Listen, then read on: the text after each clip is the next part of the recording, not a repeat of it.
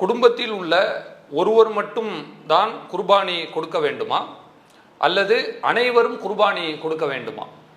இந்த கேள்வியும் இன்றைக்குள்ள நம்முடைய சமூக மக்கள் மத்தியில் பரவலாக இருப்பதை நாம் பார்க்கிறோம். பொதுவாக சில காரியங்களை பொறுத்தவரை அது யாராவது ஒருவர் செய்தால் போதுமானது. அப்படித்தான் நபி ஸல்லல்லாஹு அலைஹி வஸல்லம் அவர்களும் நமக்கு வழிகாட்டி தந்துள்ளார்கள். அந்த வகையில் இந்த குர்பானியை பொறுத்தவரை இந்த கேள்வி நமக்கு மட்டுமல்ல, தாபீன்களுக்கு அவர்கள் வாழும் பொழுதே அவர்களுக்கு இருந்திருக்கிறது. நீங்கள் பார்க்கலாம், சுனன் இப்னு மாஜாவினுடைய 3147வது ஹதீஸ்.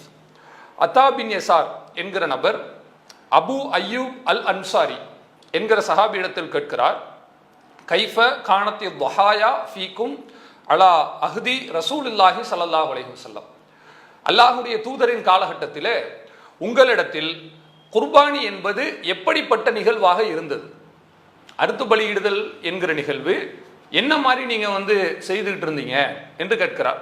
அதற்கு அபு அய்யூப் அவர்கள் அழகாக கூறுகிறார்கள், கானர் ரஜுலு ஃபி அஹ்தின் நபி ஸல்லல்லாஹு அலைஹி வஸல்லம், அல்லாஹ்வின் தூதர் காலகட்டத்திலே ஒரு மனிதர் யுதஹி பிஷாத்தி அன்ஹு, அவர் ஒரு ஆட்டை அறுப்பார்.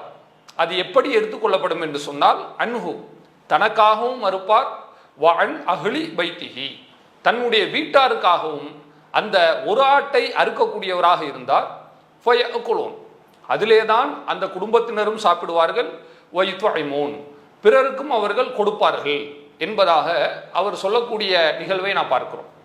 இது அந்த சஹாபி நபி ஸல்லல்லாஹு அலைஹி வஸல்லம் அவர்களுடைய காலகட்டத்தில் நடந்த நிகழ்வாக அவர்கள் காலகட்டத்தில் உள்ள வழக்கமாக சொல்லும் பொழுது இதை நாம் ஏற்றுக்கொள்வது மிக சரியான ஒன்றுதான்.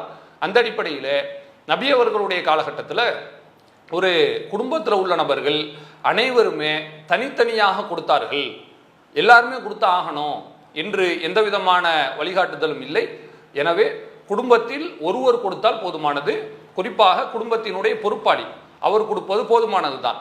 ஆனால் குடும்பத்தில் அந்த தலைவரை மீறி மற்றவர்கள் சுயமான பொருளாதாரம் வைத்திருந்தால், குர்பானி கொடுக்கிற அளவிற்கு அவர்களுக்கு அல்லாஹ் ரப்புல் ஆலமீன் தாக்கத்தை கொடுத்திருந்தானே ஆனால் அவர்கள் தாராளமாக கொடுக்கலாம், அது தவறில்லை. அதாவது எல்லாரும் கொடுக்க வேண்டும் என்பது கட்டாயம் இல்லை.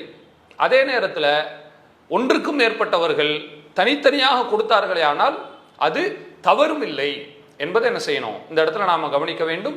இதுதான் நபி ஸல்லல்லாஹு அலைஹி வஸல்லம் அவர்கள் நமக்கு காட்டி தந்த ஒரு வழிமுறை. அல்லாஹு அக்பர், அல்லாஹு